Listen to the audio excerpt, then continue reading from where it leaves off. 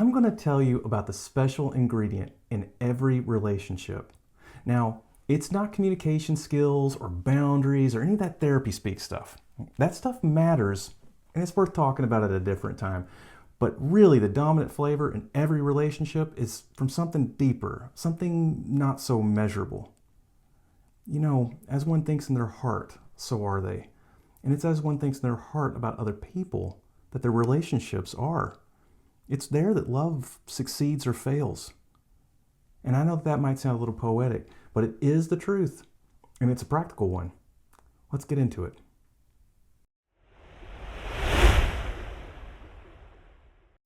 Anybody that knows me knows that I like to talk about my old dead guys, and there's so many of them that have been an inspiration to me. One of them I'd like to tell you about, Maxwell Maltz. He wrote this, Psycho-Cybernetics, and let me tell you, this book is solid gold. I love it. And in there, old Maxwell, he lays out this idea that everything we do, and even how we're thinking most of the time, is controlled by what we believe about ourselves and about the situations that we're in. This is the autopilot that's controlling all the little ways that we move and speak. And you can see this happening all the time. We're not consciously choosing every little thing that we do, or even what we say. When we talk like this, we're not choosing each individual word or how to say them.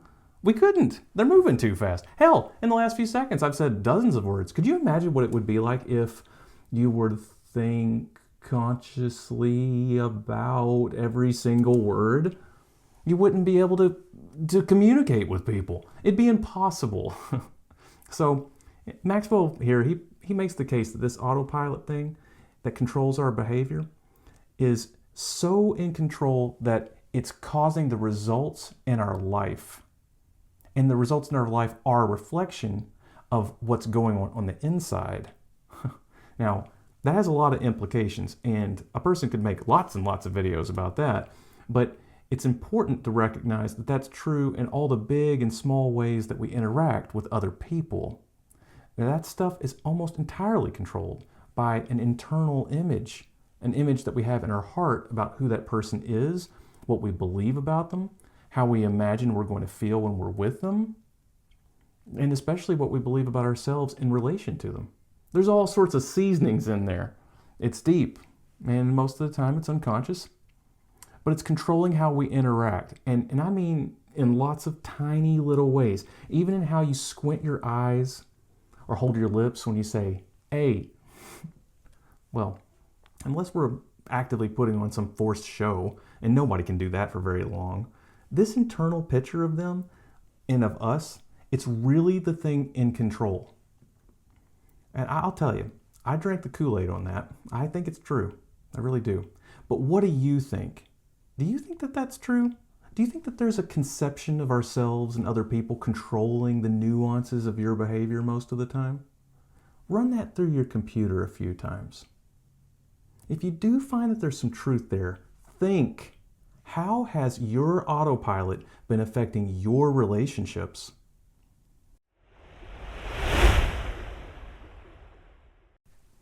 Now, let's talk about where we should direct our attention.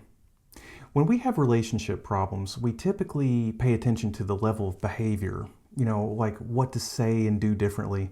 If it's a marriage, we might even put a lot of time and money behind working out those details in counseling. Sometimes in all of that, getting lost in the details and frustrated by how the change never seems to last. And that stuff matters, and that kind of work very much does matter. But there is something more important to attend to. Zeroing in on that minutia of behaviors and words and all of that, it's kind of like a plane pilot fixating on the mechanics of one of the flaps, not even aware of what's going on in the cockpit. There might be something wrong with the flap, but the settings inside of the cockpit matter way more. There's something always in there, adjusting things back, resetting the course to wherever it was before. And when there's a relationship problem, with strain, we zero in on the details and we try to fix things. But as long as that autopilot is set the way it always was, we're going to end up right back on the same course as we were before. We need to raise our awareness of what is really in control. What are the thoughts and feelings that you carry about the people in your life? Are they totally shaped by the reality about who those people really are? Or are they sometimes shaped by habits in your mind? Things like cynicism and defensiveness, fear, traumas from past relationships, influencing how you see the current one. If we have habits of negativity in there, we're going to create negativity in our relationships. No matter how wrong the other person is, or how wrong they might be, the habits in our own heart, those are the things that we have the most influence over. That's where we have the most control. Whatever blame we hold for others, no matter how valid it is, it's a distraction. It's a distraction from the important work of taking responsibility for what's going on in our own heart. But if we do that, we're well on our way to more cooperative and loving relationships. It's true. Now, I know that that's not always easy. It requires regular contemplation, and it also requires humility. And that's not something that's too easy in this day and age. And it's especially hard with people when things aren't going so well. I know it's hard, but at least if we direct our awareness here, we'll know where the real problem is. We'll be in the realm of where we'll find the real solutions. And I think that's what we're really aiming for. That awareness shift, it's the most vital part of changing this setting in our heart and having better relationships as a result.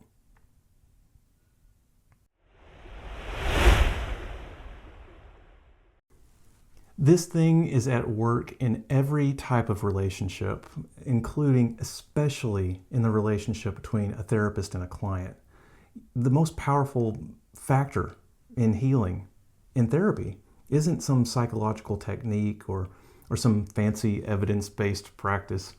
Those things matter, but therapy practice that's stripped of any real human connection will never heal anything at all. And putting that to professional work, it's the thing that makes the difference between a mediocre therapist and a great one. The help in therapy flows from how the therapist holds the client in their heart. Just like with any personal relationship, that will direct the nature of the relationship. And in therapy, it will be the thing that directs the nature of the sessions and the therapeutic alliance between the client and the therapist. Carl Rogers, one of the great psychotherapists, understood this. He wrote about this thing he called unconditional positive regard. And that's a way of seeing a person beyond their symptoms. You can't fake that.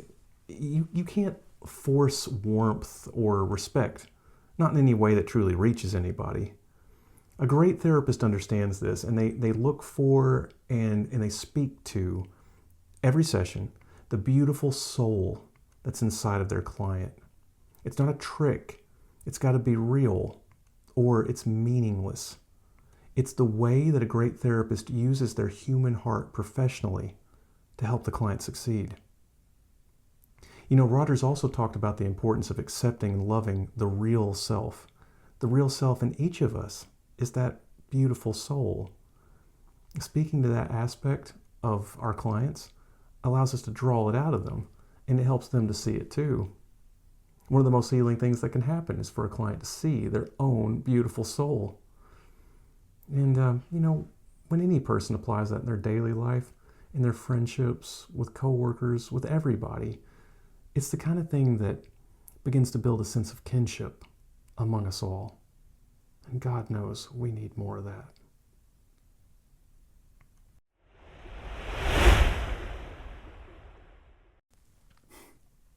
So, what are you to do with all that? Well, first of all, it's important that we now make a habit of paying attention to how this is working in our life. We need to watch it in its operation. That's going to take some effort, and it's a daily thing. Contemplative time is so critically important for a good and happy life. This is something to feed into our contemplative time. But let's try to do something that's a little more immediately practical. I want you to think of somebody that you struggle with. Now, don't analyze them. Just notice how you hold them in your heart. How do you hold them in your heart? Do you see them as a problem maybe they're just a person that you're still trying to understand. But you don't have to force yourself to feel differently. Just take notice. Take an honest look at how you really think and feel about that person. Now let's think and do something that might be a little hard. Let's look for what's good about them. What do you see that you genuinely like about them? There is deep value in every person. What is the value that you can see in that person that you struggle with? Sit with that for just a moment. Now, inside, how do you feel about them when you hold those thoughts in your heart? How about an even deeper consideration? What would change if you remembered that each time you were with them?